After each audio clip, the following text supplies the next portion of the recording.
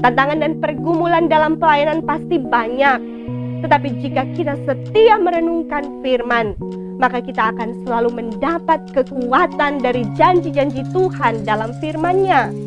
Kita melayani dengan sabar, tabah, sukacita, dan semangat karena ada harapan melalui firman yang menjamin upah, bahkan mahkota dari Tuhan bagi hamba-hambanya yang setia saat Tuhan Yesus datang kembali.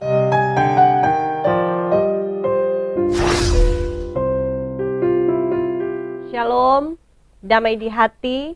Berjumpa lagi dengan saya, Pendeta Priska Waluko. Kita akan merenungkan firman Tuhan yang terambil dalam kitab Mazmur pasal 119 ayat 9 sampai 16. Sebelumnya marilah kita berdoa. Bapa di sorga, kami bersyukur kepadamu untuk kehidupan yang Engkau percayakan kepada kami. Saat ini kesempatan yang indah masih Engkau beri. Kami hendak membaca dan merenungkan firman-Mu. Tolonglah kami ya Tuhan yang lemah ini. Layakkanlah kami, berikanlah kami hikmat, sehingga kami boleh mengerti firman Tuhan, terlebih melakukannya dalam ketaatan. Biarlah firman-Mu menuntun kami di jalan kebenaran. Terpujilah Engkau Tuhan, sumber hikmat. Kami bawa doa ini. Amin. Mazmur 119 ayat 9 sampai 16. Dengan apakah seorang muda mempertahankan kelakuannya bersih, dengan menjaganya sesuai dengan firman-Mu. Dengan segenap hatiku aku mencari Engkau, janganlah biarkan aku menyimpang dari perintah-perintah-Mu. Dalam hatiku aku menyimpan janji-Mu, supaya aku jangan berdosa terhadap Engkau. Terpujilah Engkau ya Tuhan, ajarkanlah ketetapan-ketetapan-Mu kepadaku. Dengan bibirku aku menceritakan segala hukum yang Kau ucapkan. Atas petunjuk peringatan-peringatan-Mu aku bergembira, seperti atas segala harta. Aku hendak merenungkan titah-titah-Mu dan mengamat-amati jalan-jalan-Mu. Aku akan bergemar dalam ketetapan-ketetapan-Mu. Firman-Mu tidak akan kulupakan. Demikianlah firman Tuhan. Yang berbahagia adalah kita yang merenungkan, memelihara, dan melakukan firman. Saudara yang diberkati Tuhan, bacaan Alkitab yang menjadi renungan kita di saat ini ada dalam Perjanjian Lama, yakni dalam kitab Mazmur. Dalam Alkitab Ibrani, kitab ini disebut Tehillim, yang berarti pujian, atau bisa juga disebut syair atau nyanyian. Kitab Mazmur terdiri dari 150 pasal, dan menjadi kitab dengan pasal terbanyak dalam Alkitab. Kemudian kitab ini dibagi ke dalam 5 buah kitab atau buku, yakni buku pertama pasal 1 sampai 41, buku kedua pasal 42 sampai pasal 72, buku ketiga pasal 73 sampai 89, buku keempat pasal 90 sampai 106, dan buku kelima pasal 107 sampai 150. Setiap buku diakhiri dengan sebuah doksologi atau doa pujian kepada Allah. Dengan demikian kitab ini bisa disebut kitab nyanyian dan juga kitab doa. Kitab ini ditulis oleh berbagai pujangga, tetapi sebagian besar memang ditulis oleh Daud, yakni tidak kurang dari 73 mazmur. Sedangkan penulis yang lain ialah Asaf, Bani Korah, Salomo, Heman, Etan, dan juga Musa. Adapun tujuan dari kitab Mazmur adalah untuk mengungkapkan perasaan hati sanubari manusia secara mendalam kepada Allah. Perasaan-perasaan itu ada yang ditulis sebagai doa, nyanyian pujian, dan syukur. Ada bahkan yang mengungkapkan bagian-bagian penting yang berhubungan dengan Mesias, yaitu Yesus Kristus. Saudaraku, bacaan Alkitab kita secara khusus terdapat di pasal 119 ayat 9 sampai 16 yang merupakan bagian dari buku yang kelima. Mazmur 119 merupakan pasal dengan perikop terpanjang di dalam seluruh Alkitab. Adapun secara umum, Mazmur ini berisi puji-pujian kepada firman Allah atau Taurat Tuhan. Adalah hal yang biasa di dalam kitab Mazmur kita melihat pemazmur memuji Allah. Tetapi secara khusus di pasal 119 ini, pemazmur memuji firman Allah. Mazmur ini menunjukkan kepada pembacanya akan kepenuhan dan kedalaman segala sisi firman Tuhan bagi manusia dan bagaimana seharusnya manusia mengenakan firman dalam hidupnya. Dalam kitab Mazmur kita akan mendapati dua jenis orang yang digambarkan di dalam Mazmur pasal 1, yakni orang fasik dan orang benar. Orang fasik digambarkan berjalan di jalan orang berdosa, dan orang benar menyukai firman Allah dan merenungkan firman siang dan malam. Dalam Mazmur 119 kita akan melihat penjelasan secara panjang dan luas tentang kebenaran dan keunggulan firman Tuhan. Bahkan dalam Mazmur yang terdiri dari 176 ayat ini, dijabarkan keseluruhan kualitas firman dari berbagai sisi. Menariknya, Mazmur ini terdiri dari 22 bait dan setiap baitnya ada 8 ayat. Tiap ayat pada setiap baitnya dimulai dengan urutan abjad Ibrani. Dalam bahasa aslinya, kita akan mendapati bahwa 8 ayat pertama atau bait pertama diawali dengan alef atau abjad pertama dalam bahasa Ibrani. Bait kedua diawali dengan bet, bait ketiga diawali dengan gimel, dan bait keempat diawali dengan dalet. Demikian seterusnya sampai bait ke-22. Setiap baitnya selalu diawali dengan abjad Ibrani secara berurutan sampai abjad ke-22. Urutan seperti ini disebut akrostik. Orang Ibrani menulis secara akrostik, yang pertama dengan maksud supaya mudah dihafal, dan kedua menyatakan betapa dalam, luas, dan pentingnya topik yang dituliskan itu. Dengan demikian pemazmur mau menunjukkan betapa dalam, luas, dan pentingnya firman Tuhan. Bicara dari alef sampai tau, dari alfa sampai omega, dari A sampai Z. Saudaraku, dalam keseluruhan Mazmur 119, kita juga mendapati ada hal menarik, di mana pemazmur menyebut kata firman dengan berbagai sinonimnya. Yakni ada kata lain yang ia sebut yang artinya sama dengan firman atau dabar. Kata-kata itu adalah hukum yang dalam bahasa Ibrani Torah, peringatan edot, jalan derek, tita pikudim, ketetapan hukim, perintah miswot, hukum mispatim, janji imrah, dan jejak atau langkah natib. Dengan demikian didapati ada 10 kata yang sama artinya dengan firman Tuhan. Sehingga dalam kalangan Rabi Yahudi mengatakan dalam Mazmur 119 ini menjelaskan makna 10 hukum Allah. Saudara, mari kita melihat bagian bacaan kita mulai ayat 9 sampai 16. Bagian ini merupakan bait kedua dari 22 bait yang ada. Ayat 9 adalah ayat yang sangat akrab dengan kita, apalagi bagi kaum muda, yang bunyinya, dengan apakah seorang muda mempertahankan kelakuannya bersih dengan menjaganya sesuai dengan firman-Mu. Saudaraku, di sini kita mendapati pentingnya firman bagi manusia, apalagi bagi orang muda. Karena pada kenyataannya, orang muda adalah orang yang masih belum berpengalaman dalam hidup, sehingga mudah terpengaruh dengan berbagai godaan dan cobaan yang bisa saja menjatuhkannya dalam pelanggaran, bahkan kecemaran dosa. Karena itu bagian ini menekankan bahwa firman akan menjaga kelakuan agar tetap bersih, yakni sesuai dengan kehendak Tuhan dalam kebenaran.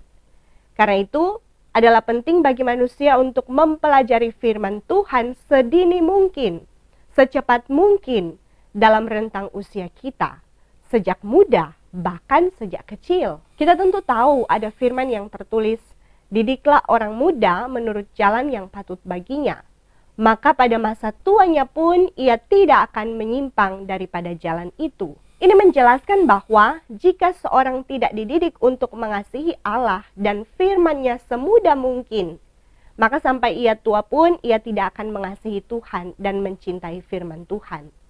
Ingat saudara, keputusan yang manusia ambil pada waktu ia muda akan mempengaruhi perjalanan hidupnya ke depan. Kebiasaan akan membentuk karakter, dan karakter akan mengarahkan orang pada apa yang patut ia capai. Seperti ungkapan peribahasa, rajin pangkal pandai. Demikian orang yang sejak muda sudah terbiasa taat pada firman Tuhan, pasti akan membawanya setia pada ketetapan firman, dan terlebih setia beriman kepada Tuhan sampai ia tua. Selanjutnya ayat 10 dan 11 ada keinginan besar dari pemazmur untuk tidak menyimpang dari perintah-perintah Tuhan atau dari firman Tuhan, supaya ia jangan berdosa terhadap Tuhan. Karena itu, yang dilakukan pemazmur adalah mencari Tuhan dengan segenap hati dan menyimpan janji atau firman Tuhan di dalam hatinya. Saudara, betapa pemazmur ingin menyenangkan Tuhan, sehingga ia begitu berhati-hati dalam menggunakan hatinya. Hati yang adalah pusat kehidupan, ia gunakan untuk mencari Tuhan, atau hatinya berpusat kepada Tuhan, dan di dalam hatinya ia menyimpan atau menaruh janji Tuhan. Dengan demikian, kehidupan pemazmur pun selalu dituntun oleh Tuhan melalui firman, karena ia berpegang pada janji-janji Tuhan. Seperti ungkapan pengamsal dalam Amsal 4 ayat 23, jagalah hatimu dengan segala kewaspadaan, karena dari situlah terpancar kehidupan. Ayat 12 dan 13, pemazmur memuji Tuhan dan meminta untuk tetap mengajarkan ketetapan-ketetapan Tuhan kepadanya. Tetapi bukan hanya untuk dirinya sendiri. Hukum-hukum Tuhan yang sudah ia terima pun ia ceritakan atau ia bagikan kepada sesamanya. Di sini kita mendapati pentingnya memberitakan firman Tuhan. Ketika sudah diberkati dengan firman, maka harus menjadi berkat dengan membagikan firman itu juga kepada sesama. Ayat 14-16 kita mendapati betapa tertariknya pemazmur kepada firman Tuhan, sehingga ia bergembira karena melakukan peringatan-peringatan dari Tuhan, seperti rasa gembira saat memiliki segala macam harta.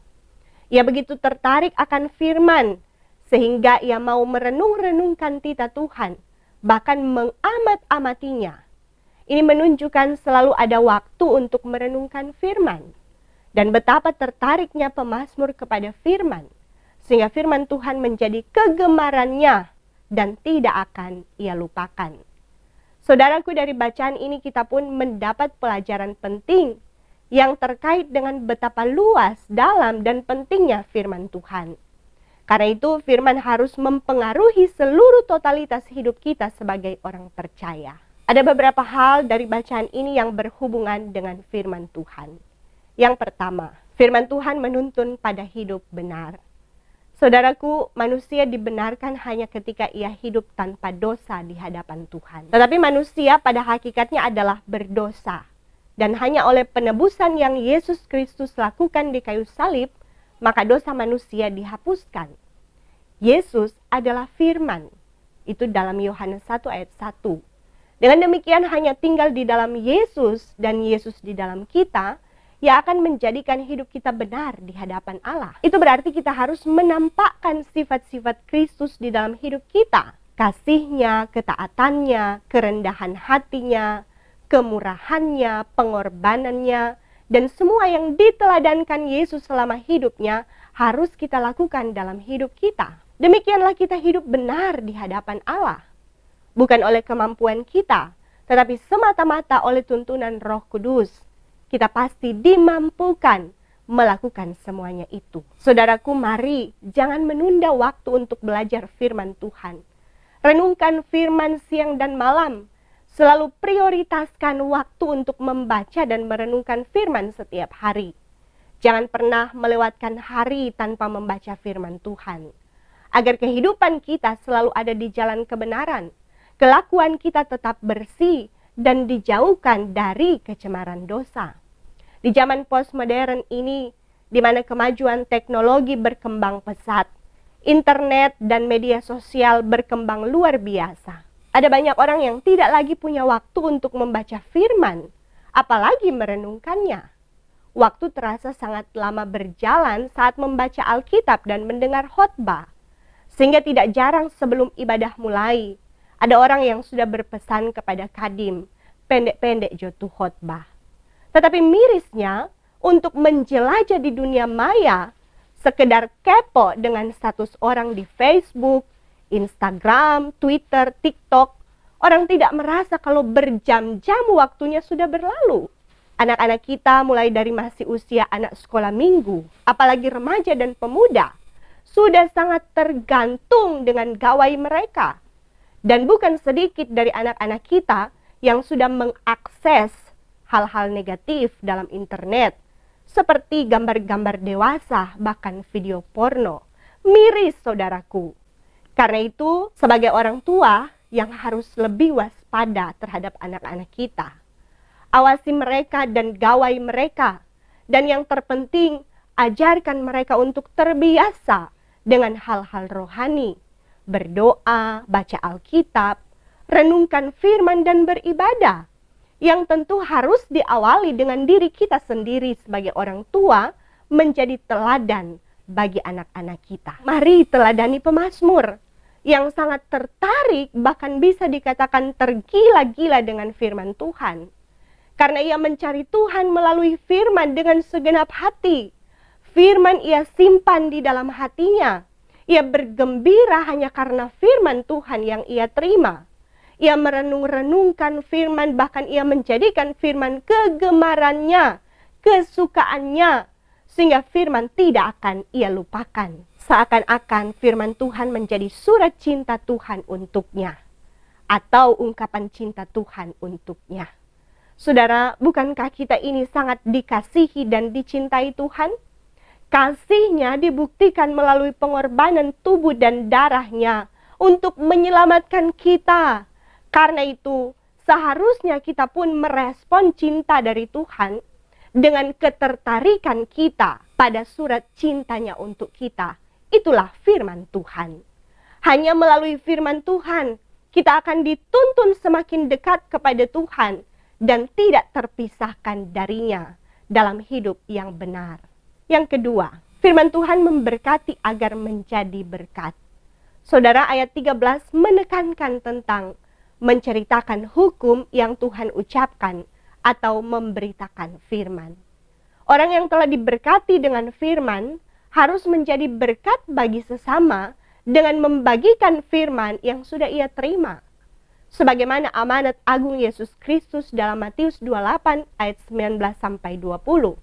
Untuk menjadikan semua bangsa murid Yesus dengan cara mengajarkan perintah Tuhan atau firman Tuhan. Dengan demikian jelas bahwa dengan memberitakan firman, kita membawa orang kepada Kristus untuk menjadi selamat.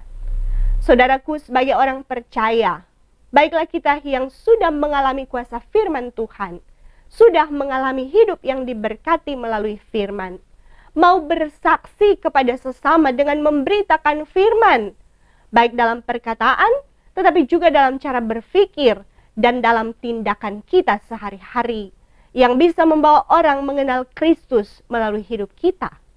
Karena itu, mulailah dengan memakai hati kita diisi dengan kebenaran firman Tuhan, agar dari hati terpancar hidup yang menjadi berkat bagi sesama. Jangan isi hati kita dengan berbagai penyakit hati, iri hati, dengki, sombong, benci, dendam, dan berbagai kecemaran hati, agar hidup kita pun tidak akan menjadi batu sandungan kepada sesama. Isilah hati kita dengan Kristus, bukan dengan prinsip hatiku rajaku, tetapi Kristus raja di hatiku, sehingga yang ada kita memiliki hati sebagai hamba.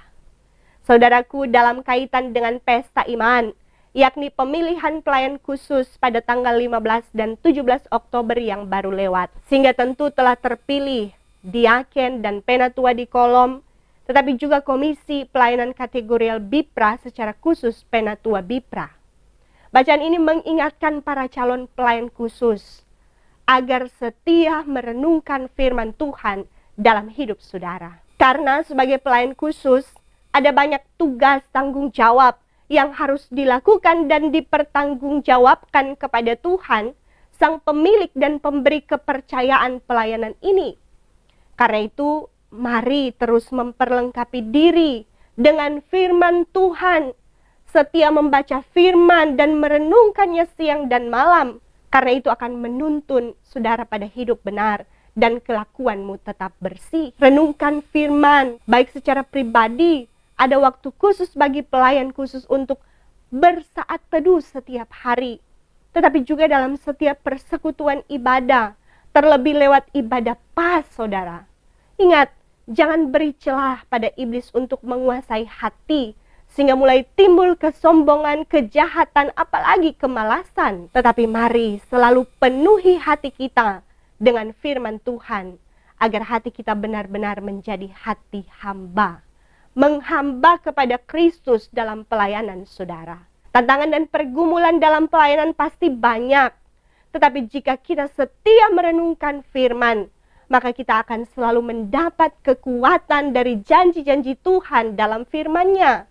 Kita melayani dengan sabar, tabah, sukacita, dan semangat karena ada harapan melalui firman yang menjamin upah, bahkan mahkota dari Tuhan bagi hamba-hambanya yang setia saat Tuhan Yesus datang kembali. Yang ketiga, firman Tuhan adalah jalan kebahagiaan. Saudaraku, dalam hidup ini pasti manusia akan berupaya mendapatkan kebahagiaan. Berbagai macam cara manusia lakukan hanya untuk bahagia. Ada yang mencari kebahagiaan dengan uang yang banyak, harta yang melimpah, jabatan, kecantikan, ketampanan, popularitas. Bahkan jika punya pasangan yang cantik atau tampan, dia bahagia. Meskipun begitu, ada juga kita dapati orang yang meski sudah kaya raya, punya popularitas, cantik dan tampan, bahkan punya pasangan yang cantik dan tampan juga, tetapi terlihat tidak bahagia dengan kedapatan terlibat kasus narkoba, korupsi, bercerai, bahkan KDRT terjadi. Ada juga yang sampai bunuh diri. Sehingga kita mungkin bertanya, apalagi yang mereka cari? Mengapa mereka tidak bahagia dengan keadaan mereka seperti itu? Saudara, sebagai orang percaya, memang hidup kaya, punya jabatan, populer, cantik dan tampan itu tidaklah salah jika kita menjadi berkat dan memuliakan Tuhan dengan apa yang ada pada kita. Tetapi jika dengan semua itu kita menjadi lupa diri, lupa Tuhan dan jatuh di dalam dosa, maka semua itu tentu adalah jalan kebinasaan, bukan jalan kebahagiaan. Saudaraku, bacaan kita menunjukkan bagaimana pemazmur mendapat kebahagiaan. Ya, dengan firman Tuhan. Bagi pemazmur, kebahagiaan ia dapati di dalam firman Tuhan yang ia terima, yakni yang ia baca, simpan di dalam hati, ia renungkan, taati, dan tidak ia lupakan. Karena itu saudaraku, daripada kita mencari kebahagiaan pada hal-hal dunia yang hanya bersifat sementara, tetapi pada akhirnya membawa kita pada kebinasaan kekal, lebih baik kita mencari kebahagiaan pada hal-hal rohani yang bersifat kekal, yakni keselamatan dan hidup kekal. Jadikanlah firman Tuhan jalan kebahagiaan kita. Merenungkan firman siang dan malam dan melakukannya dalam ketaatan. Karena di dalam firman kita semakin memahami betapa besarnya kasih Tuhan kepada kita saat dunia penuh dengan kebencian dan kekerasan. Di dalam firman kita dihibur dan dikuatkan oleh janji-janji Tuhan saat dunia penuh dengan pengkhianatan dan kebohongan. Di dalam firman kita mendapat pengharapan saat dunia penuh dengan kepahitan dan kekecewaan. Terlebih di dalam firman kita dituntun pada kekudusan hidup saat dunia penuh dengan kecemaran dosa. Roh Kudus menolong kita untuk gemar kepada firman Tuhan, merenungkannya siang dan malam, dan taat melakukannya. Tuhan memberkati kita untuk melakukan firman. Terimalah berkat Tuhan. Tuhan akan menjaga keluar masukmu dari sekarang dan sampai selama-lamanya. Amin. Sampai jumpa, saudara.